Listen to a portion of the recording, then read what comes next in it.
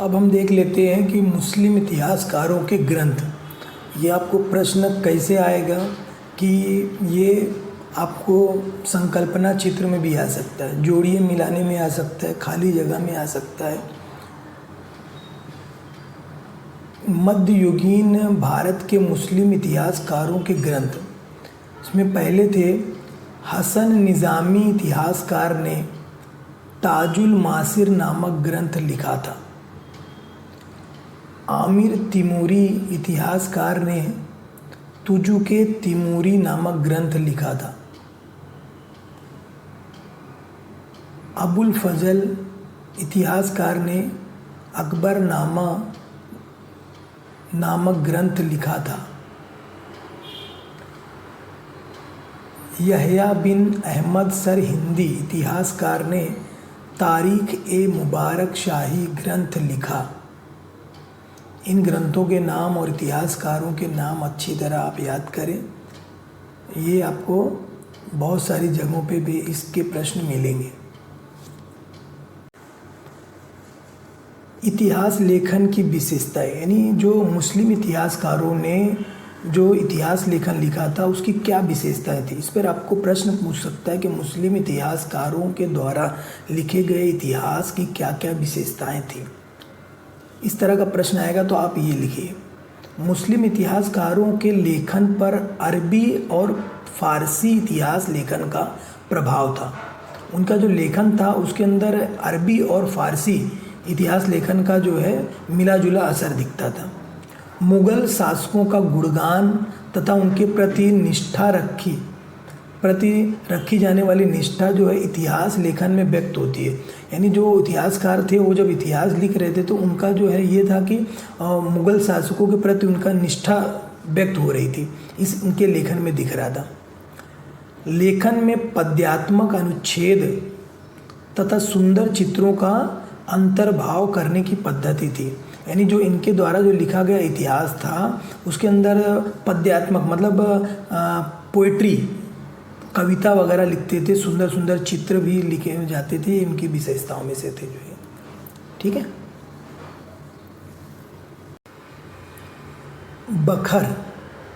बखर ये ऐतिहासिक साहित्य का एक महत्वपूर्ण प्रकार है। इस पे आपको प्रश्न पूछ सकता है कि बखर ऐतिहासिक साहित्य का एक महत्वपूर्ण प्रकार है। कारण लिखने में ये प्रश्न आएगा तो आपको इसे पूरा जो है ये पॉइंट लिख देना है। अब बखर है क्या चीज़? बखर शब्द का शब्दकोश में अर्थ है वास्तविकता, समाचार, इतिहास, कथानक, चरित्र, कथानक और चरित्र, ये आया है बखर के बारे में। यानी बखर क्या चीज़ है कि वास्तविकता इसका अर्थ हो सकता है, समाचार हो सकता है, इतिहास हो सकता है, कथानक हो सकता है, चरित्र हो सकता है।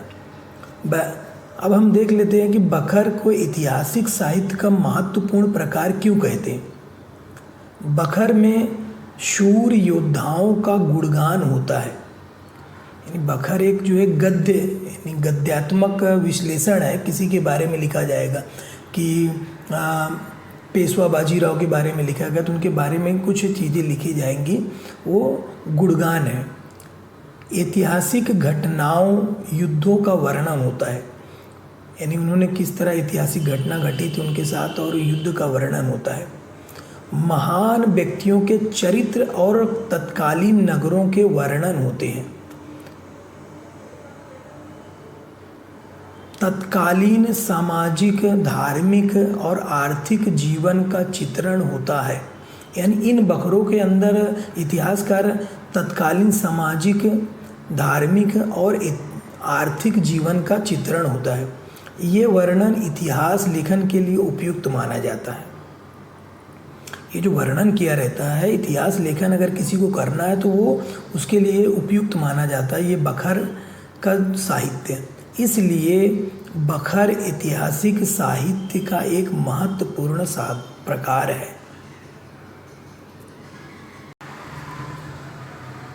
अब हम देखेंगे कि कुछ बखर हैं जो लिखी गई हैं, उन बखरों में किस किस का वर्णन किया गया है। बखर साहित्य, ये टॉपिक आपके किस काम आ सकता है कि जैसे पूछेगा संगत में लिखने के लिए आ सकता है, आपको खाली जगह जोड़ी मिलाने के अंदर आ सकता है, इम्पॉर्टेंट है। भाऊ साहब की बखर में पानीपत की तीसरी लड़ाई का वर्णन है। पानीपत की बखर में पानीपत की तीसरी लड़ाई का वर्णन है। होलकरों का विवरण नामक बखर में होलकरों के घरानों का वर्णन है। सभासद की बखर में छत्रपति शिवाजी महाराज के शासन काल का वर्णन है। इस तरह इन बखरों में किसी न किसी चीज़ का, राजा महाराजा या लड़ाई का वर्णन किया गया है। ये बखर साहित्य है। ये इतिहास लेखन के लिए महत्व। भारत का इतिहास लेखन करने वाले ब्रिटिश अधिकारी, यानी भारत का इतिहास लिखने के लिए जो भारत के लोग तो थे ही, उसके अलावा ब्रिटिश जो शासन था हमारे यहाँ, उन्होंने भारत के इतिहास को भी लिखा। उसमें से पहले इतिहासकार के बारे में हम पढ़ेंगे, अलेक्जेंडर कनिंघहैम।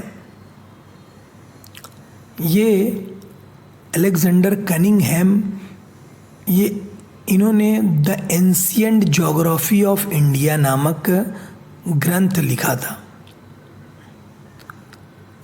और भारतीय पुरातत्व सर्वेक्षण विभाग के प्रथम महानिदेशक अलेक्जेंडर कनिंघहैम थे। ये लाइन आपको खाली जगह में भी है। दूसरा है, अलेक्जेंडर कनिंघहैम ने बौद्ध ग्रंथों में उल्लेख किए गए अनेक स्थानों पर उत्खनन किया और शोध करके उस पर ग्रंथ लिखे थे और इनके इतिहास लेखन से जो है भारतीय इतिहास को समझने में बहुत अच्छी तरह जो है प्रगति मिली। 1902 से 1931 की कालावधि में भारतीय पुरातत्व विद्या सर्वेक्षण विभाग के संचालक के रूप में इन्होंने काम किया। उनके नेतृत्व में मोहनजोदड़ो, तक्षशिला, सांची, श्रीवस्ती, पटना, सारनाथ आदि स्थानों पर उत्खनन का कार्य हुआ। Sir John Marshall, the Buddhist art of Gandhara, ये किताब इन्होंने लिखी थी। और दूसरा, तक्षशिला भी इन्होंने लिखा था। हड़प्पा संस्कृति की खोज की थी इन्होंने। इस खोज से सिद्ध हुआ कि भारतीय संस्कृति 5000 वर्ष पुरानी है। तो ये सर जॉन मार्शल के बारे में अगर कुछ भी आएगा तो आप इस तरह चीज़ें लिख सकते हो। माउंट स्टुअर्ट्स एल्फिंस्टन रेलवे स्टेशन का नाम आप लोग सुने होंगे, मुंबई में है। एल्फिंस्टन, इन्हीं के नाम से रेलवे स्टेशन का नाम रखा गया है। माउंट स्टुअर्ट्स एल्फिंस्टन 1819 से 1827 की कालावधि में मुंबई इलाके का गवर्नर थे, जो है ये गवर्नर थे उस टाइम। और इन्होंने जो है ये बहुत ही कुशल प्रशासक, कूटनीतिज्ञ और इतिहासकार थे। जो है इन्होंने अंग्रेज़ों के प्रतिनिधि के रूप में नागपुर के भोसले, बाजीराव पेशवा और उसके साथ बाजीराव पेशवा द्वितीय आदि के दरबारों में काम किया था इन्होंने। Mountstuart Elphinstone, the history of India नामक ग्रंथ इन्होंने लिखा। माउंट स्टुअर्ट्स एल्फिंस्टन के 1819 से लेकर 1827 की कालावधि में मुंबई इलाके के गवर्नर थे। सामाजिक और शैक्षिक क्षेत्र में अनेक सुधार इन्होंने काम। अगले इतिहासकार हैं ब्रिटिश इतिहासकार जेम्स ग्रैंट डफ। इन्होंने द हिस्ट्रीज ऑफ मराठाज नामक ग्रंथ लिखा था। भारतीय संस्कृति और इतिहास के प्रति कम लेखन की प्रवृत्ति इस ग्रंथ द्वारा मालूम पड़ती है। यानी ये जो अंग्रेज इतिहासकार थे, ब्रिटिश इतिहासकार थे, उन्होंने हमारे संस्कृति के बारे में कम लिखने का, जो हमारा वैभव था उसको कम बताकर ये इतिहास लिखते थे।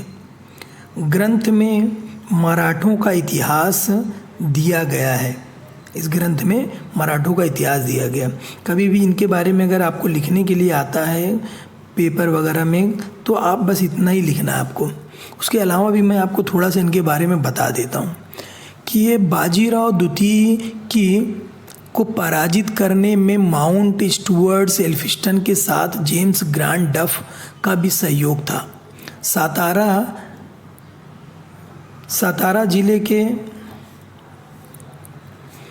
सातारा जिले की राज्य की उत्तम व्यवस्था के लिए डफ का रेसिडेंट के रूप में भेजा गया था।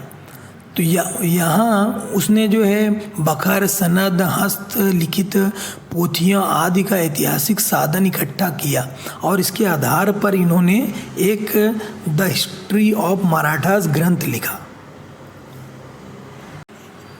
कर्नल टॉड ये ब्रिटिश अधिकारी थे। इन्होंने टॉड्स एनल्स ऑफ राजस्थान नामक ग्रंथ लिखा था।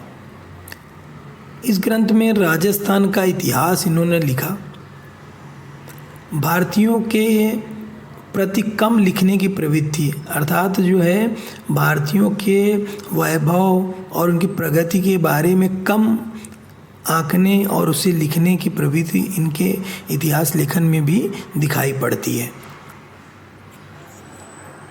विलियम विल्सन हंटर नामक ब्रिटिश अधिकारी, ये भी इतिहासकार थे।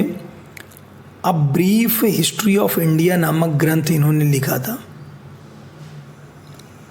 हिंदुस्तान का द्विखंडात्मक इतिहास इन्होंने लिखा। इतिहास लेखन में निष्पक्षता की प्रवृत्ति दिखाई देती है। इनके लेखन में निष्पक्षता दिखाई दी। इन्होंने सही इतिहास लेखन किया था, जिस तरह था उस तरह इन्होंने लिख दिया था। उपनिवेशवादी इतिहास लेखन, अगर आपको प्रश्न आता उपनिवेशवादी इतिहास लेखन की क्या विशेषताएं थी, तो आपको यही लिखना है। उपनिवेशवादी इतिहास लेखन के बारे में टिप्पणी लिखो तो भी आपको यही लिखना है। ठीक है, तो देख लेते हैं। अब ये उपनिवेशवादी इतिहास लेखन लिखा किसने? हमारे देश पर अंग्रेज़ों का शासन था, तो वो शासन करने आए थे। दूसरा काम उनका था ईसाई धर्म का प्रचार करने आए थे। तो ये लिखने के लिए जो है ब्रिटिश अधिकारियों और ईसाई धर्म प्रचारकों का समावेश था इसके अंदर। इतिहास लेखन, उपनिवेश इतिहासवादी लेखन लिखने के लिए उपनिवेशवादी इतिहास लेखन में भारतीय संस्कृति को गौड़ बताने की प्रवृत्ति उनके अंदर दिखाई पड़ती है। यानी हमारी जो संस्कृति है, हमारे भारत देश की संस्कृति को छोटा बताने की, कम आंकने की प्रवृत्ति इनके इतिहास लेखन में हमको मालूम पड़ता है। उन्होंने उपनिवेशवादी समर्थन में इतिहास लेखन किया। जिस प्रकार यानी कोई भी राजा रहेगा, उसके जो भी इतिहास लिखने वाले लोग रहेंगे तो उनके समर्थन में ही वो लिखते हैं। तो उसी तरह ये ब्रिटिश उपनिवेशवादी इतिहास लेखन में भी ब्रिटिश सत्ता के समर्थन में इतिहास लिखा गया। कैम्ब्रिज हिस्ट्री ऑफ इंडिया नामक ग्रंथ के सभी 5 खंडों में उपनिवेशवाद इतिहास लेखन पाया जाता है। कैम्ब्रिज हिस्ट्री ऑफ इंडिया नामक ग्रंथ के सभी 5 खंडों में उपनिवेशवादी इतिहास लेखन पाया जाता है।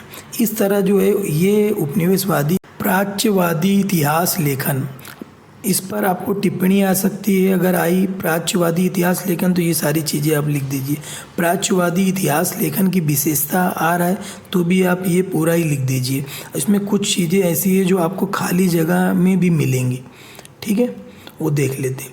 प्राच्यवादी इतिहास लेखन, पूरब की संस्कृति और वहाँ के देशों के विषय में उत्सुकता होने के कारण जिन यूरोपीय इतिहासकारों ने इतिहास लेखन किया उन्हें प्राच्यवादी इतिहास लेखक कहते हैं। जैसे हमारा देश जो है पूर्व की ओर है और पश्चिम ईस्ट और वेस्ट बोलते, तो ईस्टर्न कल्चर हमारे यहाँ का है, वेस्टर्न कल्चर कहाँ का है, यूरोप का है। तो इस तरह इन प्राच्यवादी इतिहासकारों ने भारतीय संस्कृति, इतिहास, यहाँ की विभिन्न भाषाओं और तथा धर्मों का अध्ययन करके इतिहास लेखन का कार्य किया। इस लेखन को प्राच्यवादी इतिहास लेखन कहा जाता है। प्राच्यवादी इतिहासकारों के लेखन में छुपे साम्राज्यवादी हित संबंधों का प्रकाश में लाने का कार्य एडवर्ड सैद ने किया। एडवर्ड सैद के लेखन से हमको ये मालूम पड़ने लगा और उन्होंने बताया कि ये जो लेखन किया जा रहा है ये साम्राज्यवादी हित संबंधों पर, यानी जो अंग्रेज लोग हैं इनका हमारी संस्कृति को गौड़ बताने का था। हमारी संस्कृति छोटी है, इसके बारे में ये प्रकाश में लाने का काम जो है एडवर्ड सैद ने किया।